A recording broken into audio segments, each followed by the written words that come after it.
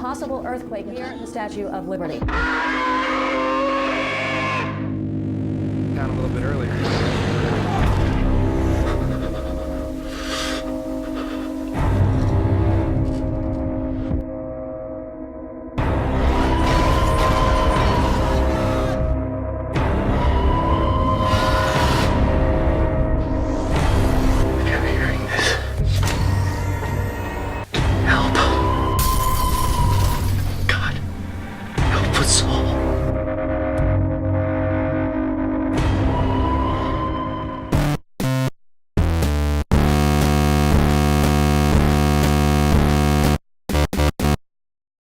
What is up, ladies and gentle dudes? Kyle here, and today we are talking about the new Netflix phenomena, the most incredible marketing ploy in the past decade, the Cloverfield paradox. So, this movie was announced on Super Bowl Sunday, and it came out immediately after the Super Bowl was over. Normally, most people probably wouldn't give a shit. I'm sure that if Netflix went and released something else on Super Bowl Sunday that was unrecognized, for example, something like Bright, and they were just like, hey, by the way, go watch this, it wouldn't be nearly as successful as the Cloverfield paradox. And the reason being is that it's a major entry in a franchise that's, started a few years back. This franchise has been running for almost a decade now. Or maybe it actually is a decade at this point. So, the real question becomes, is this movie any good? No, it is not. Is it horrible? Not really. But does it really add anything to the Cloverfield universe? I don't know. So for this review, mainly, I'm just going to be talking about the basic, the very, very basic stuff, and then I'm going to go into spoilers. Because that's just what I love to do with movies that I wasn't a fan of. And of course, if I liked it, then you ain't finding out shit from me. The Cloverfield paradox has had a really tumultuous production cycle, to say the least. It was announced, I think it was bought up even before 10 Cloverfield Lane came out. There was just a lot of radio silence about it.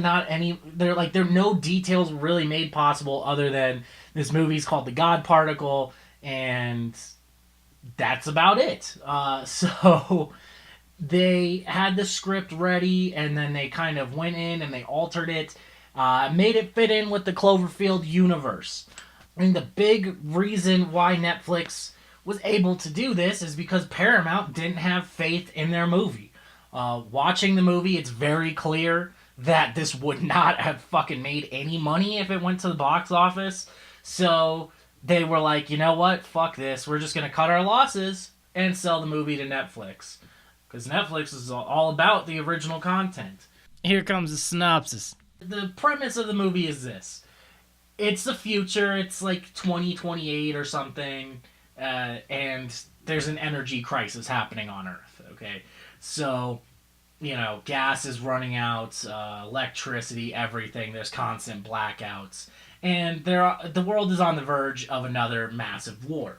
So a team of scientists goes up to they go up to the space station, and they have this thing called the Shepherd, which is essentially like the Large Hadron Collider that we have here on Earth. The idea is that they're going to go up there, activate this thing, and it's going to create a sustainable energy source for the entire world. Of course, shit goes down, and then everything gets fucked up from there. The best type of movie to compare it to, I would say, would be pretty much any movie set in space that's a horror movie. You got the general idea. It borrows from almost all of them, and some that aren't even set in space. A lot of the classic horror movies, Alien, The Thing, Event Horizon. It even borrows some stuff that makes it kind of feels like Life, which came out last year. But it's not exactly a monster movie. If anything, it's more like something like Final Destination. Production value. Ooh, that looks good. It's competently made as far as all the technical aspects go. You know, cinematography isn't like horrible or anything. It's not amazing. The sets look fine. It looks believable as far as a space station is supposed to. But it's clear that this movie was made on a budget of $40 million. And look, I'm all for mid-budget movies. You know, that is why I've been a big fan of the Cloverfield franchise, is because they take these ideas that are unique and interesting and they adapt them into these movies that aren't necessarily these massive blockbusters. You know, they're mid-range, so they're still going to have some pretty stunning special effects. They're able to get some pretty solid cast members, but, you know, you're not looking at another fucking Transformers or Avengers or DC flick where there's just explosions all over the place and just obnoxious shit happening all the time, where it's just action set piece to action set piece, necessarily. Let's talk about editing. The main character in this film, Hamilton, she doesn't really want to leave Earth. She wants to stay with her husband, but she knows she has to go up there for the greater good because they need her. And it keeps cutting back and forth between her on the space station and her husband on the ground. And the stuff with her husband probably should have been cut immediately. There was not really any good justification for it. In fact, there was recently a Q&A, I think, on Reddit or Facebook, and J.J. Abrams actually came on and he said, you know, when we were focus testing this movie, showing it to test audiences, the audiences didn't understand how this connected to Cloverfield, so we added all this shit on Earth. Really, you know, the thing that made those other Cloverfield movies nice was that the connection between them was very tenuous, and it was mysterious, and you didn't know exactly how they factored in with each other aside from some small hints. This film is just really fucking in your face about it. And the writing is very poor. There are some cool set pieces and imagery in here, I'm not going to lie. Again, the special effects were actually on point. I didn't have a problem with that. The writing, though, was seriously flawed. I could not stand the way they handled the characters. We don't get to learn shit about them. You know, it doesn't feel like a cohesive story. It just feels like there's a couple of different things that happen, and, you know, they're just kind of loosely connected. And it doesn't work. So that is one of the biggest issues with this film. Now, I can't really go into any further detail without going into spoilers. How do I look? Oh, acting. So I will say this, I feel horrible for the cast because it's a pretty fantastic cast they got together. They got, I'm probably going to butcher this name, I think it's Gugu Mbatha Raw, and David Oyelowo, and Chris O'Dowd, who you probably know from the IT Crowd, and Daniel Bruhl from Captain America. You know, you've got a lot of fantastic actors that have some pretty solid range, but they aren't given any material to work with here, and that is a big issue with the film. If I had to just give it a score right now, the score would have to be a 5 out of 10. It's just very middling. It's very bland, and you're gonna forget about it pretty shortly after you watch it, because there's nothing that really saves this film from that horrible writing and everything. Oh yeah, it's time for spoilers. The scientists go up to the space station and they're getting ready to activate the Shepherd. They try for a good 2 years and nothing seems to be working. They keep, you know, resetting the calculations and trying to figure it all out, and they just can't get it to fucking work. They have enough fuel for one more fire, so everything has to go perfectly right. And it does. Kind of. They shoot the beam off, and then it hits a Higgs boson particle, and then all this wacky shit starts to happen. Now, the reason why the movie's called the Cloverfield Paradox is because once the beam hit the Higgs boson, it created a hole in reality, essentially. So, the idea there is pretty interesting. It gives you some good horror movie elements, you know, or it gives you some really good visual horror there. But the problem is that the movie doesn't have faith in the audience at all. It thinks they're fucking stupid.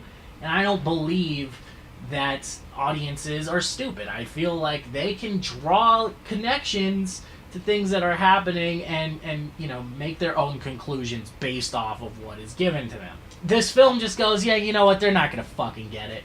In fact, it's laughably bad, because within the first 15 minutes of the film, the scientists are all gathered around the table talking about the mission and all this shit.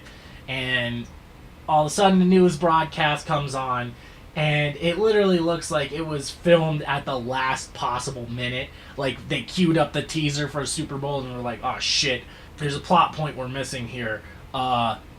You know what, the audience isn't going to understand this. Who can we get at the last minute to just film something for us really, really quick, and we'll just cut it into the movie. And they're like, I don't know, fucking Donald Loge. I feel like he hasn't done anything since he was in Terriers and Sons of Anarchy. And they're like, that's perfect. Fucking get him on a Skype call, and we'll record this really, really quick.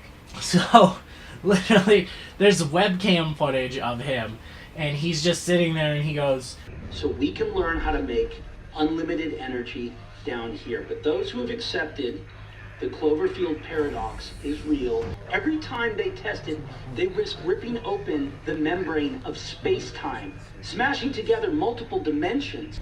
This experiment could unleash chaos, the likes of which we have never seen.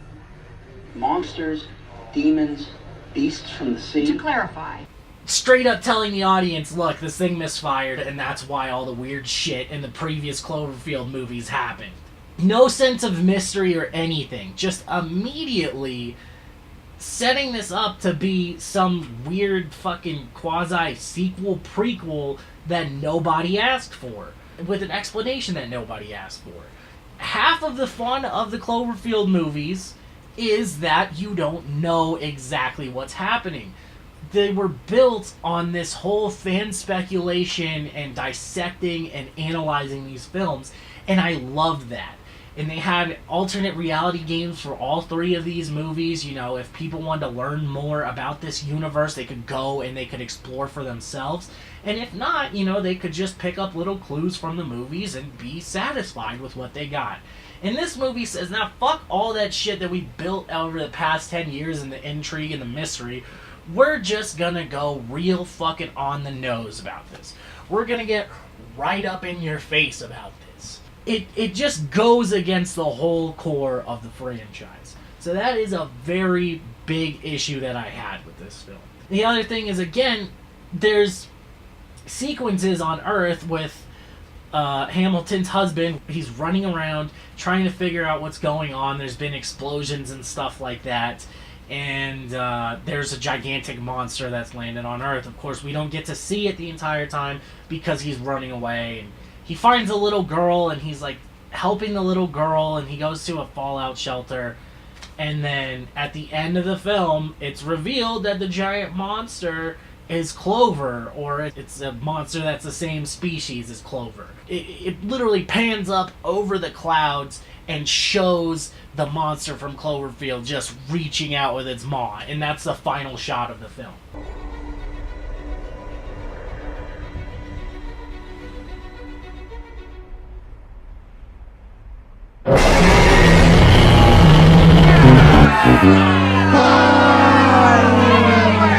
So if you thought the connection was just kind of light at best, no, that's very clearly they fucked up the stuff with the space station and then gigantic monster. I did like a lot of the body horror elements and the creative kills that they came up with for this film. Again, it reminded me of something like Final Destination. But the difference between this and Final Destination is that with Final Destination, you're not supposed to give a shit about the characters. The whole excuse for going to see those movies is just watching a bunch of stupid teenagers just get murdered in absolutely ridiculous Rube Goldberg style ways. And this film, they actually tried to give people an emotional connection to each of the characters, but it just doesn't work at all.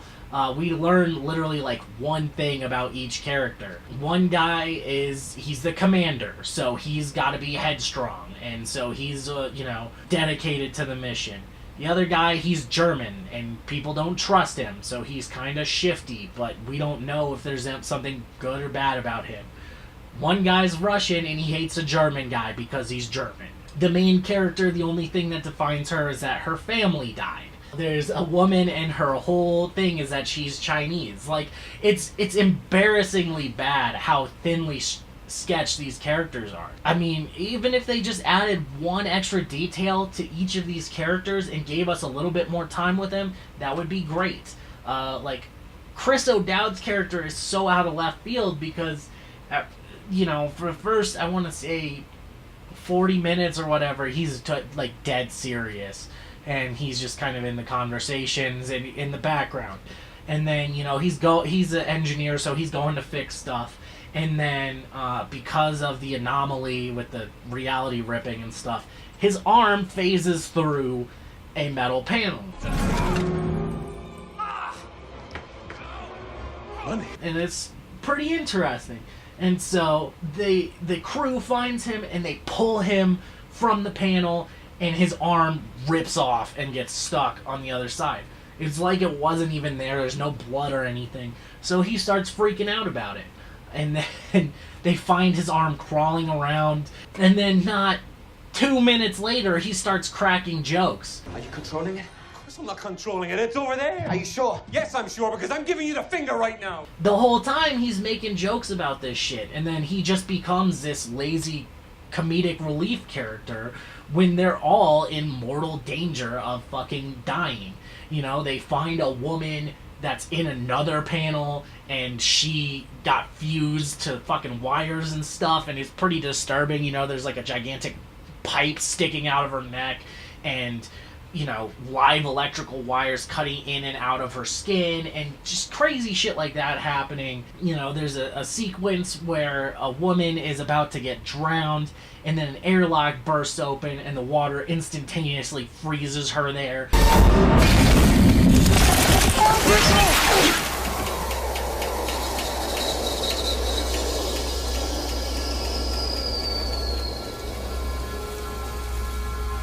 It's really cool imagery, but it doesn't work when you don't give a shit about the characters, and you're supposed to. Because you're just like, yeah, die. I want to see what cool stuff happens when you die. And their whole goal is to get back to their, you know, prime reality. So, you know, why would I give a shit about them getting back to their prime reality when it's way more interesting to just watch these characters die in obnoxious ways? That's the fundamental flaw of this film. And it borrows elements from other films like Sunshine, too, even. You know, if you've seen Sunshine, there, at the very end of that film, something happens, and this movie just completely replicates that. A woman that they don't know or trust turns out to be evil, and she starts trying to pick off the crew. But in that film, in Sunshine, it was pretty well established who this guy was, but we never met him before, like, the halfway point of that film. In this film, she kind of shows up towards the beginning. We learned more about her in that she replaced a Chinese woman in the alternate reality, and she had created the Shepherd device. And at the very end of the film, she decides that she's going to kill the crew with a 3D printed gun so that she can keep the Shepherd there to provide energy for her world because it's in a worse off state. That, I liked her motivation for doing that, but it wasn't set up. It was not earned, you know? It was just like, oh, well, guess what? She's evil now, and she's gonna fucking kill everyone. Why have you come back? And it was supposed to be a big twist, but really it's just like, okay, well, you guys didn't know how to finish this film, so you just kind of chucked this in here. Some very simple tweaks would have fixed this film, and I feel like a lot of the things that were wrong about this movie were on Paramount, actually, and not the filmmakers themselves.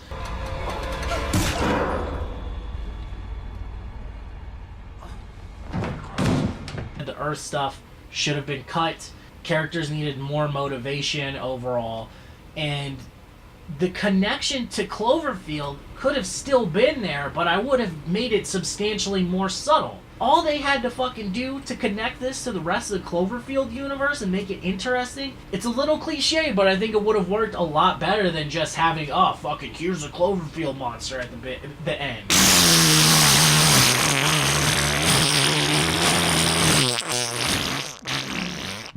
You have the crew successfully make it back to Earth at the end.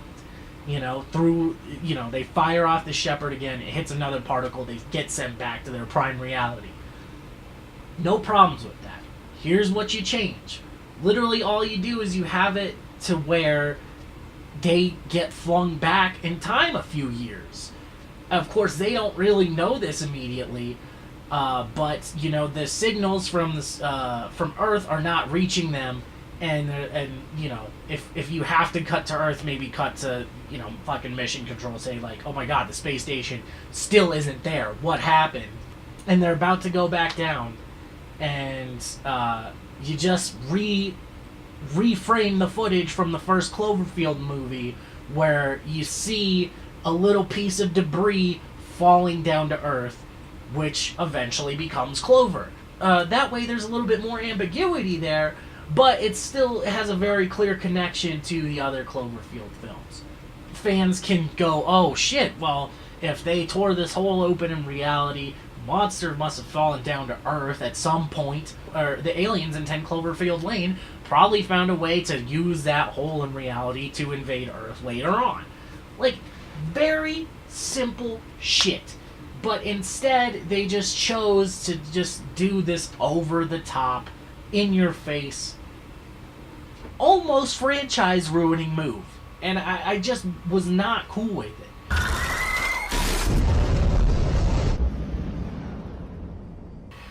If the film was written better, I would have been fine with it.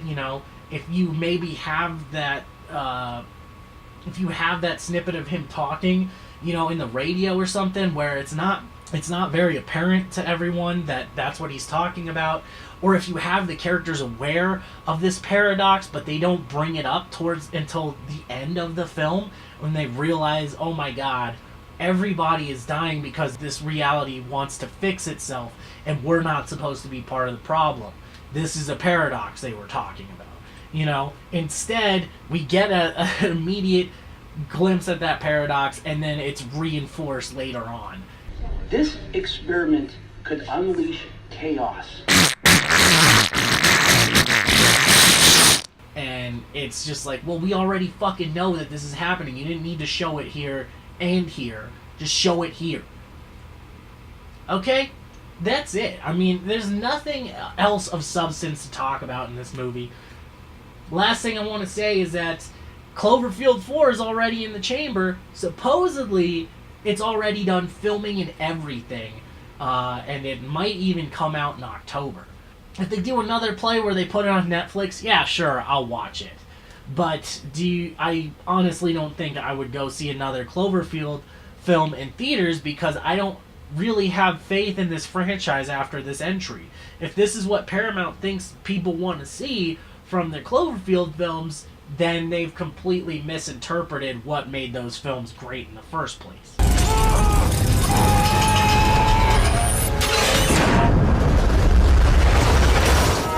And this new movie, it sounds like it's going to muddy the timeline even more, because it's set in World War II, and supposedly it's about Nazi experiments or something. I'm guessing it's just going to be another fucking monster movie, but, set in some Arctic base or some shit.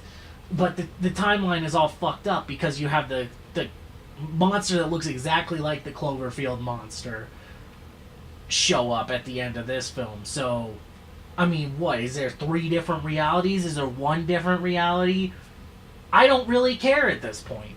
I might have cared if you gave it a better fucking shot than this. So yeah, that's it. That's my thoughts on the Cloverfield paradox. And I will see you guys next time. What's going on? I don't know. We have to help him.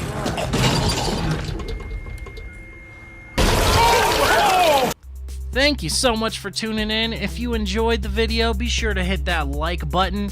If you didn't, Send me a comment, let me know why. If it's because you just liked the Cloverfield Paradox, well, I don't care. It was a bad movie. I'm not going to apologize. It wasn't very good. Here's 2 other videos for you to check out, and I'll see you soon.